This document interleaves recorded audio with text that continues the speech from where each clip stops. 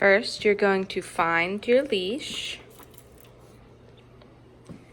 And next, you are going to find your dog. All right, you're going to take your clip and you're going to push down the button with your thumb to open the hook. Now, you're going to hook it on the metal ring on your dog's collar.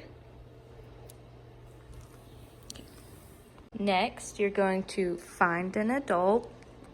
Now you put your hand through the loop on the leash like you're wearing a bracelet and hold on to the leash tight. Now you're going to open the door and you're going to walk out the door. Now you're going to hold your adult's hand and hold on to the leash tightly, and you are ready to walk your dog.